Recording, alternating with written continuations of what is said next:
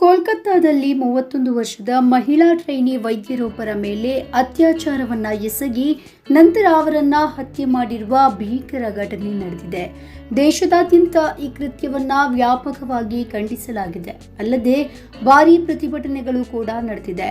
ಕೋಲ್ಕತ್ತಾದ ಸರ್ಕಾರಿ ಸ್ವಾಮ್ಯದ ಆರ್ಜಿಕಾರ್ ವೈದ್ಯಕೀಯ ಕಾಲೇಜು ಮತ್ತು ಆಸ್ಪತ್ರೆಯ ಸೆಮಿನಾರ್ ಹಾಲ್ನಲ್ಲಿ ವೈದ್ಯೆಯ ಮೃತದೇಹ ಪತ್ತೆಯಾಗಿತ್ತು. ಆಕೆ ಮೇಲೆ ಅತ್ಯಾಚಾರ ನಡೆಸಿ ಹತ್ಯೆ ಮಾಡಲಾಗಿತ್ತು.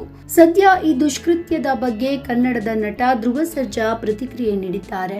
ಇಂತಹ ಹೇಯ ಘಟನೆಗಳು ಪದೇ ಪದೇ ನಡೀತಾ ಇರುವುದಕ್ಕೆ ಅವರು ಆತಂಕವನ್ನ ವ್ಯಕ್ತಪಡಿಸಿದ್ದಾರೆ. ಇದು ರಾಮ ಜನ್ಮಭೂಮಿ. ಇಂತಹ ನಾಡಿನಲ್ಲಿ ಈ ರೀತಿ ಆಗ್ತಾ ಇರುವಂತದ್ದು ಬೇಸರದ ವಿಚಾರ. ಅತ್ಯಾಚಾರಿಗಳನ್ನ ಜೀವಂತ ಸುಟ್ಟರೂ ಕೂಡ ಸಮಾಧಾನ ಆಗಲ್ಲ. ನಾನು ಕೂಡ ಒಬ್ಬಳ ಹೆಣ್ಣು ಮಗಳ ತಂದೆಯಾಗಿದ್ದೇನೆ. ಇಂತಹ ಘಟನೆಗಳ ವಿರುದ್ಧ ಎಲ್ಲರೂ ಧ್ವನಿ ಎತ್ತಬೇಕು ಎಂದು ಧ್ರುವ ಸರ್ಜಾ ತಿಳಿಸಿದ್ದಾರೆ. ದುನಿಯಾ ವಿಜಯ್ ಅಭಿನಯದ ಭೀಮಾ ಸಿನಿಮಾವು ಬಾಕ್ಸ್ ಆಫೀಸ್ನಲ್ಲಿ ಉತ್ತಮ ಕಮಾಯಿ ಮಾಡಿದೆ. ಕಳೆದ ಹಲವು ತಿಂಗಳಿನಿಂದ ಕನ್ನಡ ಸಿನಿಮಾಗಳು ಉತ್ತಮವಾಗಿ ಪ್ರದರ್ಶನವನ್ನ ಕಂಡಿರಲಿಲ್ಲ. ಈ ಹಿನ್ನೆಲೆಯಲ್ಲಿ ಚಂದನವನ ಸೊರಗಿದಂತೆ ಕಾಣ್ತಾ ಇತ್ತು. ಇದೀಗ ಭೀಮಾ ಸಿನಿಮಾವು ಈ ವಿಚಾರದಲ್ಲಿ ಸ್ಯಾಂಡಲ್ವುಡ್ ಬಾಕ್ಸ್ ಆಫೀಸ್ಗೆ ತುಸು ಚೇತರಿಕೆಯನ್ನ ತಂದುಕೊಟ್ಟಿದೆ. ಪ್ರೇಕ್ಷಕರಿಲ್ಲದೆ ಬಿಕ್ಕು ಎನ್ನುತ್ತಿದ್ದ ಚಿತ್ರಮಂದಿರಗಳು ಪುನಃ ತುಂಬುವಂತೆ ಮಾಡಿದ್ದು ಭೀಮಾ ಸಿನಿಮಾ. ದುನಿಯಾ ವಿಜಯ್ ಅವರ ಈ ಸಿನಿಮಾಕ್ಕೆ ಆರಂಭದಿಂದಲೂ ಕೂಡ ಉತ್ತಮ ರೆಸ್ಪಾನ್ಸ್ ಸಿಕ್ಕಿತ್ತು. ಹಲವು ದಿನಗಳಿಂದ ಹೌಸ್ಫುಲ್ ಬೋರ್ಡ್ ಅನ್ನೇ ನೋಡಿದ ಥಿಯೇಟರ್ಗಳು ಭರ್ತಿಯಾಗಿದ್ವು. ಅಂದಹಾಗೆ ಮೊದಲ 3 ದಿನಗಳು ಭಾರೀ ಪ್ರಮಾಣದ ಗಳಿಕೆ ಕಂಡಿದ್ದ ಭೀಮಾ ಸಿನಿಮಾವು ನಂತರದ ದಿನಗಳಲ್ಲಿ ಕೊಂಚ ಇಳಿಮುಖವಾಗಿತ್ತು. ಸದ್ಯ ಈ ಸಿನಿಮಾ ತೆರೆ ಕಂಡು ಭರ್ತಿ 10 ದಿನ ಕಳೆದಿದ್ದು ಇವರಿಗೆ 20 ಕೋಟಿ ರೂಪಾಯಿಗೂ ಅಧಿಕ ಹಣವನ್ನ ಬಾಚಿಕೊಂಡಿರುವ ಮಾಹಿತಿ ಸಿಕ್ಕಿದೆ. ಇನ್ನು ಆರಂಭದಲ್ಲಿ ಭೀಮಾ ಸಿನಿಮಾದ OTT ಮತ್ತು ಸ್ಯಾಟಲೈಟ್ ಹಕ್ಕುಗಳು ಮಾರಾಟವಾಗಿರಲಿಲ್ಲ. ನಿರ್ಮಾಪಕರು ಕೇಳಿದ ರೇಟ್ಗೆ ಯಾರೂ ಕೂಡ ಓಕೆ ಎಂದಿರಲಿಲ್ಲ.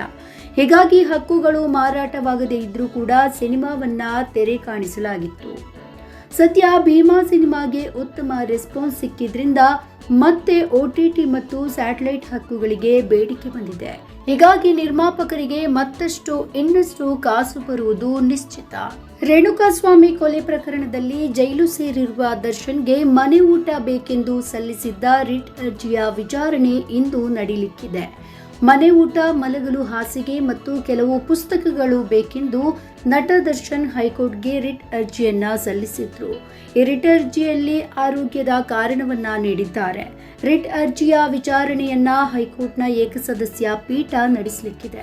ಕಳೆದ ಬಾರಿ ರಿಟ್ ಅರ್ಜಿಯ ವಿಚಾರಣೆಯನ್ನ ನಡೆಸಿದ ನ್ಯಾಯಾಲಯವು ಪರಪ್ಪನ ಅಗ್ರಹಾರ ಜೈಲು ಅಧಿಕಾರಿಗಳು ಈ ಬಗ್ಗೆ ನಿರ್ಣಯವನ್ನ ಕೈಗೊಂಡು ವರದಿ ಸಲ್ಲಿಸುವಂತೆ ಸೂಚಿಸಿದ್ರು. ಈಗಾಗಲೇ ವರದಿ ಸಲ್ಲಿಕೆ ಆಗಲಿದ್ದು ಇಂದು ಹೈಕೋರ್ಟ್ ಏಕಸದಸ್ಯ ಪೀಠ ತನ್ನ ನಿರ್ಣಯವನ್ನ ಪ್ರಕಟಿಸುವ ಸಾಧ್ಯತೆ ಇದೆ. ಜೈಲು ಅಧಿಕಾರಿಗಳು ಮನೆ ಊಟದ ಅವಶ್ಯಕತೆ ಇಲ್ಲವೆಂದು ವರದಿ ನೀಡಿದ್ದಾರೆ ಎನ್ನಲಾಗಿದೆ.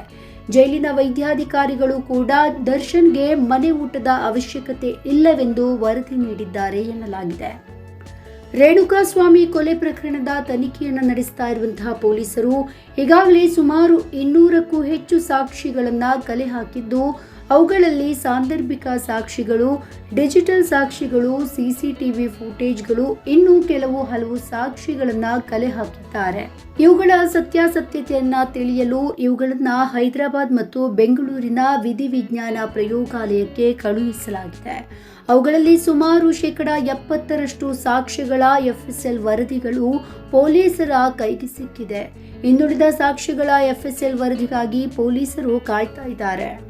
ರಜನಿಕಾಂತ್ ನಟನೆಯ ವೆಟ್ಟೈನೈನ್ ಸಿನಿಮಾ ಬಗ್ಗೆ ಫ್ಯಾನ್ಸ್ಗೆ ಸಾಕಷ್ಟು ನಿರೀಕ್ಷೆ ಇದೆ. ಈ ಚಿತ್ರದ ರಿಲೀಸ್ ದಿನಾಂಕದ ಬಗ್ಗೆ ಫ್ಯಾನ್ಸ್ಗೆ ಕುತೂಹಲ ಇತ್ತು.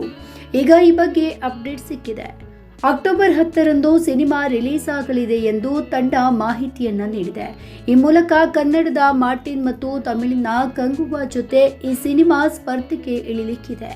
ಅಕ್ಟೋಬರ್ 3ರಿಂದ ಅಕ್ಟೋಬರ್ 12ರವರೆಗೆ ನವರಾತ್ರಿ ಇದೆ. ಈ ಹಬ್ಬದ ಪ್ರಯುಕ್ತ ಹಲವು ಸಿನಿಮಾಗಳು ರಿಲೀಸ್ ಆಗ್ತಾ ಇದೆ. ವೆಟ್ಟೈನೈನ್ ಸಿನಿಮಾ ಕೂಡ ಇದೇ ಸಂದರ್ಭದಲ್ಲಿ ಬಿಡುಗಡೆಯಾಗ್ತಾ ಇದೆ. ಟಾರ್ಗೆಟ್ ಲಾಕ್ ಆಗಿದೆ. ವೆಟ್ಟೈನೈನ್ ಸಿನಿಮಾ ವಿಶ್ವದಾದ್ಯಂತ ಅಕ್ಟೋಬರ್ 10ರಂದು ಬಿಡುಗಡೆಯಾಗಲಿಕ್ಕಿದೆ. ಸೂಪರ್ ಸ್ಟಾರ್ ಅವರು ಸೂಪರ್ ಕಾಪ್ ಆಗಿ ಬರ್ತಾ ಇದ್ದಾರೆ. ತಮಿಳು, ಕನ್ನಡ, ತೆಲುಗು ಮತ್ತು ಹಿಂದಿಯಲ್ಲಿ ಈ ಸಿನಿಮಾ ರಿಲೀಸ್ ಆಗಲಿದೆ ಎಂದು ಮಾಹಿತಿಯನ್ನ ನೀಡಲಾಗಿದೆ. ರಜನಿಕಾಂತ್ ಅವರು ಪೊಲೀಸ್ ಡ್ರೆಸ್ ನಲ್ಲಿ ಕಾಣಿಸಿಕೊಂಡಿದ್ದಾರೆ. ಈ ಮೊದಲು ರಜನಿಕಾಂತ್ ಅವರು ಈ ಬಗ್ಗೆ ಮಾಹಿತಿಯನ್ನ ನೀಡಿದ್ರು. ನಾನು ವೆಟ್ಟೈನಿಂಗ್ ಸಿನಿಮಾದ ಡಬ್ಬಿಂಗ್ ಅನ್ನ ಪೂರ್ಣಗೊಳಿಸಿದ್ದೇನೆ. ದಸರಾದಂದು ಸಿನಿಮಾ ರಿಲೀಸ್ ಆಗಲಿದೆ ಎಂದು ರಜನಿಕಾಂತ್ ಹೇಳಿಕೊಂಡಿದ್ರು. ಅದರಂತೆಯೇ ಈಗ ಅಕ್ಟೋಬರ್ 10ರಂದು ಸಿನಿಮಾ ಬಿಡುಗಡೆ ಮಾಡಲಾಗ್ತಾ ಇದೆ. ಈ ಸಿನಿಮಾದ ಟಿ.ಜೆ. ಜ್ಞಾನವೇಲ್ ಅವರು ನಿರ್ದೇಶನವನ್ನ ಮಾಡಿದ್ದಾರೆ. ರಜನಿಕಾಂತ್ ಜೊತೆ ಅಮಿತಾಬ್ ಬಚ್ಚನ್, ಫಹದ್ ಫಾಸಿಲ್ ಹಾಗೆ ರಾಣಾ ದಗ್ಗುಬಾಟಿ, ಮಂಜು ವಾರಿಯರ್ ಮೊದಲಾದವರು ಈ ಸಿನಿಮಾದಲ್ಲಿ ನಟಿಸಿದ್ದಾರೆ. ಲೈಕಾ ಪ್ರೊಡಕ್ಷನ್ ಈ ಚಿತ್ರವನ್ನ ನಿರ್ಮಾಣ ಮಾಡಿದೆ.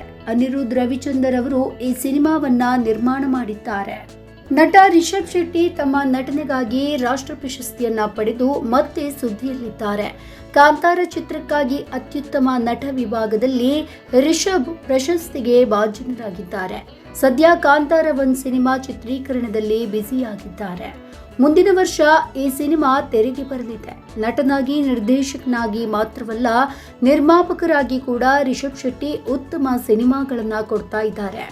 ಕೆಲ ದಿನಗಳ ಹಿಂದೆ ಶಿವಮ್ಮ ಎನ್ನುವ ಸಿನಿಮಾವನ್ನ ನಿರ್ಮಿಸಿದ್ರು. ಅದು ಹಲವು ಪ್ರಶಸ್ತಿಗಳನ್ನ ಬಾಚಿಕೊಂಡಿತ್ತು.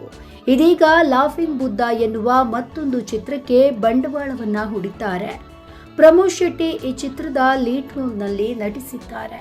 ಆಗಸ್ಟ್ 30ಕ್ಕೆ ಲಾಫಿಂಗ್ ಬುದ್ಧ ಸಿನಿಮಾ ತೆರೆಗೆ ಬರಲಿಕ್ಕಿದೆ.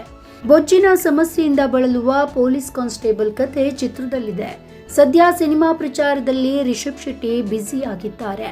ಪ್ರಮೋದ್ ಶೆಟ್ಟಿ ಜೊತೆ ಸೇರಿ ಸಾಕಷ್ಟು ಸಂದರ್ಶನಗಳಲ್ಲಿ ಭಾಗವಹಿಸ್ತಾ ಇದ್ದಾರೆ. ಮೆಟ್ರೋ ಸಾಗಾ ಯೂಟ್ಯೂಬ್ ಸಂದರ್ಶನದಲ್ಲಿ ಬಾಲಿವುಡ್ ಸಿನಿಮಾಗಳ ಬಗ್ಗೆ ರಿಷಬ್ ಶೆಟ್ಟಿ ಹೇಳಿಕೆ ಚರ್ಚೆಗೆ ಗ್ರಾಸವಾಗಿದೆ. ಬಾಲಿವುಡ್ ಸಿನಿಮಾಗಳಲ್ಲಿ ಭಾರತದ ಬಗ್ಗೆ ತುಂಬಾ ಕೆಟ್ಟದಾಗಿ ಕೇವಲವಾಗಿ ತೋರಿಸಿ ಆರ್ಟ್ ಫಿಲ್ಮ್ ಎಂದು ಹೇಳಿ ಹೊರದೇಶಗಳ ಚಿತ್ರೋತ್ಸವಗಳಲ್ಲಿ ಅವಾರ್ಡ್ ಗೆದ್ದು ರೆಡ್ ಕಾರ್ಪೆಟ್ಗೆ ಹೋಗಿ ಬಂದಿರೋದು ನೋಡಿದ್ದೇವೆ. ಆದರೆ ನಮ್ಮ ದೇಶ ನಮ್ಮ ಹೆಮ್ಮೆ, ನನ್ನ ರಾಜ್ಯ ನನ್ನ ಹೆಮ್ಮೆ, ನನ್ನ ಭಾಷೆ ನನ್ನ ಹೆಮ್ಮೆ. ಹೀಗಾಗಿ ನಾನ್ಯಾಕೆ ಅದನ್ನ ಪಾಸಿಟಿವ್ ಆಗಿ ತೋರಿಸಬಾರ್ದು? ನಮ್ಮಲ್ಲಿರುವ ವಿಚಾರಗಳನ್ನ ಪಾಸಿಟಿವ್ ಆಗಿಯೇ ತೋರಿಸಬಹುದಲ್ಲ ಎಂದುಕೊಳ್ಳುತ್ತೇನೆ ಎಂದು ಹೇಳಿದ್ದಾರೆ.